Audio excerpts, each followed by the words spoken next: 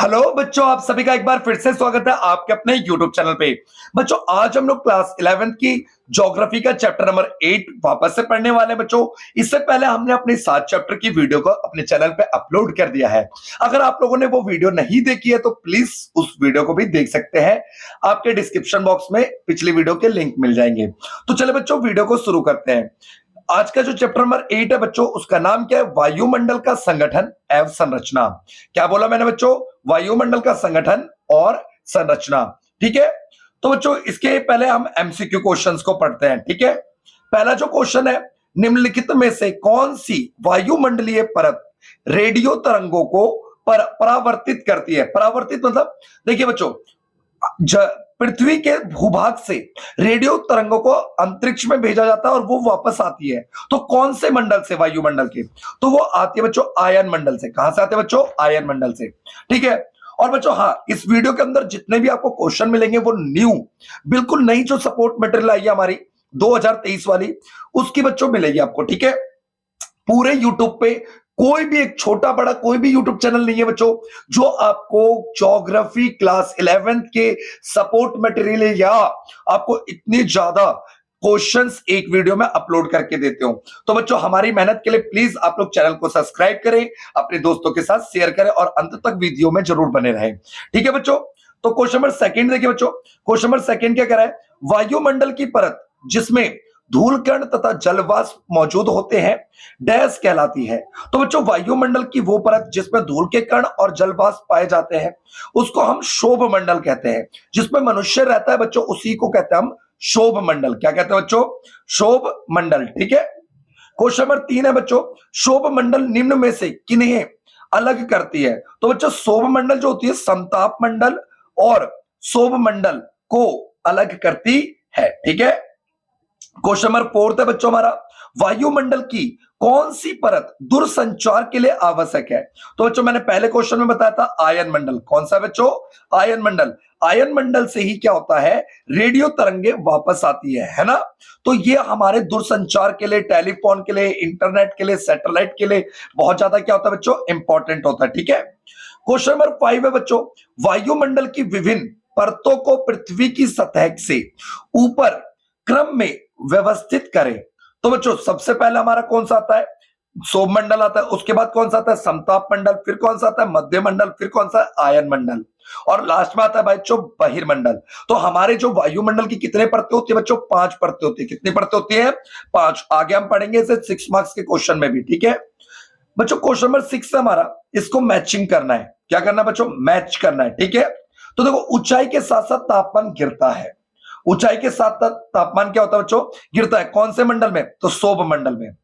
Radio तरंगों को पृथ्वी पर वापस लौटाता है, तो इसका तो आपको पता ही है, आयन मंडल। 2 बार हमने इसको पढ़ लिया। ठीक है, आगे देखिए, अधिकतर ओजोन समाविष्ट होना।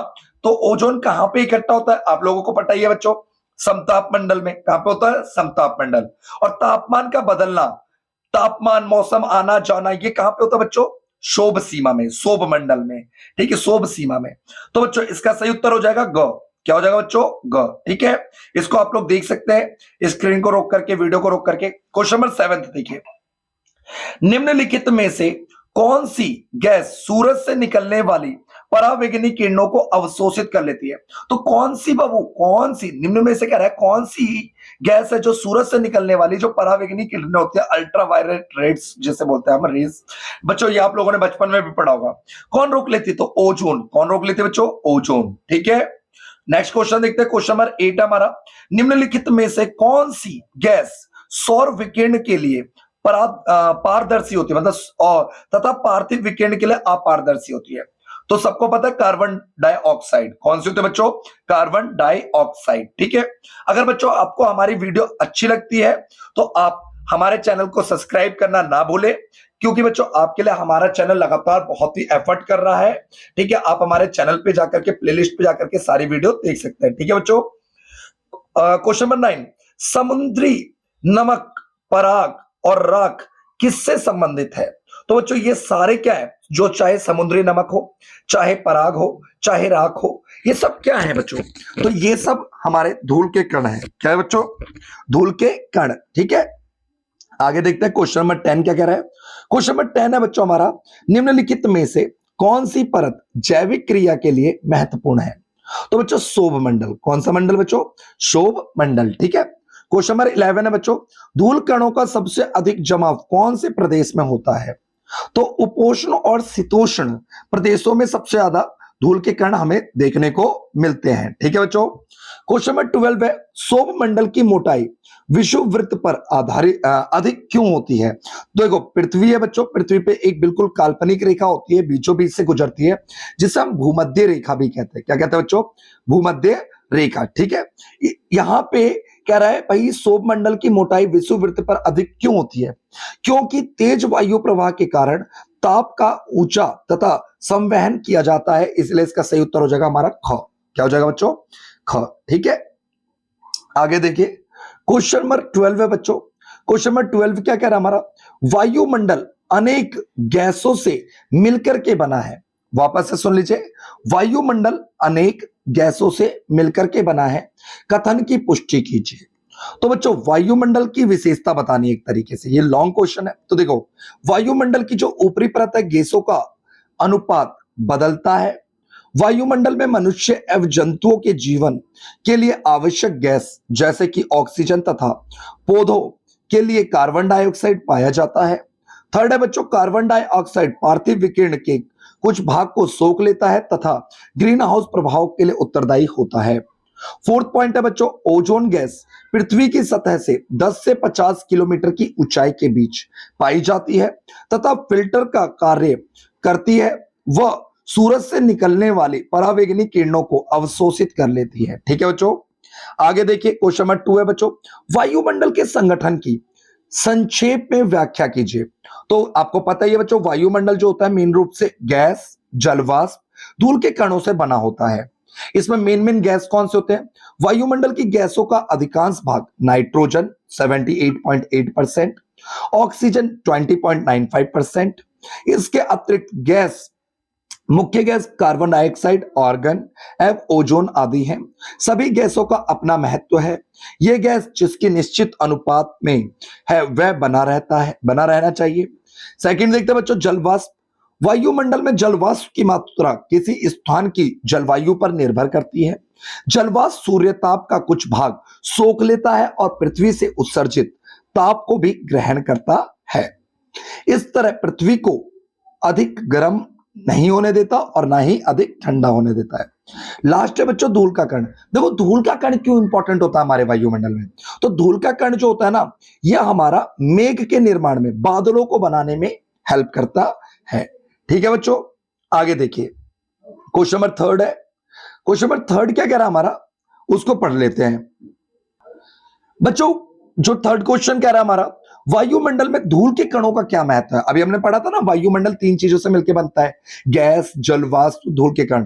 तो धूल के कण क्यों इंपॉर्टेंट होते हैं, देखो वायुमंडल में वायु की गति के कारण सूक्ष्म धूल, जो छोटे धूल के कण होते हैं, उड़ते रहते हैं। ये धूल के कण विभिन्न स्रोतों से प्राप्त होते हैं।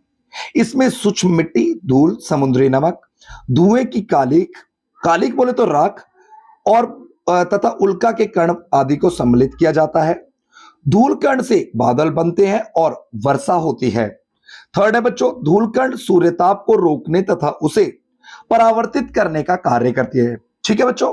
पॉइंट नंबर 4 है, ये सूर्योदय तथा सूर्यास्त के समय आकाश को लाल कर, आपने देखा होगा ना सूरज जब उगता है, सूरज जब ढलता है तो आकाश लाल और नारंगी रंग का होता है ना।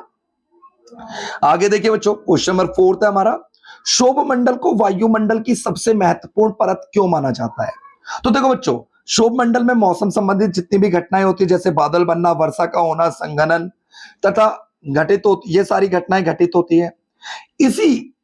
इसी जो स्तर पर धूलकण तथा जलवाष्प मौजूद होते हैं। थर्ड है, इस संस्तर में ऊंचाई पर जाने पर तापमान में क्या आती है, कमी आती है, जिससे मौसम का संतुलन बना रहता है।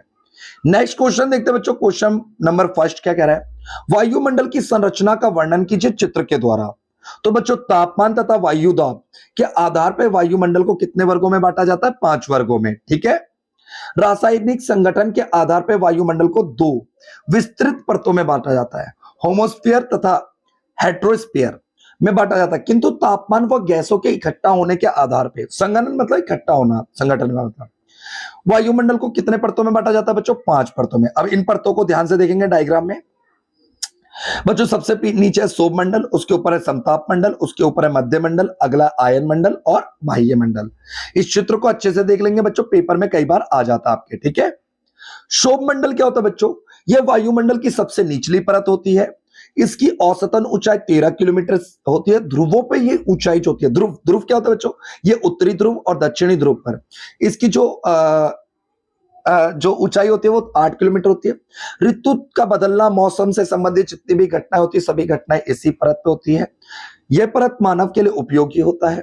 समताप मंडल, यह परत 50 किलोमीटर तक फैली होती है। इसके निचले भाग में 20 किलोमीटर की ऊंचाई तक तापमान में कोई परिवर्तन नहीं आता, इसीलिए इसे समताप मंडल कहते हैं, ठीक है बच्चों। इसके ऊपर 50 किलोमीटर की ऊंचाई, एक सेकेंड रुकिएगा, ये देखिए, इसके ऊपर ना 50 किलोमीटर की ऊंचाई पर तापमान बढ़ने लगता है। इस परत के निचले भाग में ओजोन गैस उपस्थित होती है, जो सूरज से आने वाली परावैंगनी किरणों को अवशोषित कर लेती है। तीसरा था बच्चों हमारा मध्य मंडल। इस परत का विस्तार 50 से लेकर के 90 किलोमीटर की ऊंचाई तक होता है।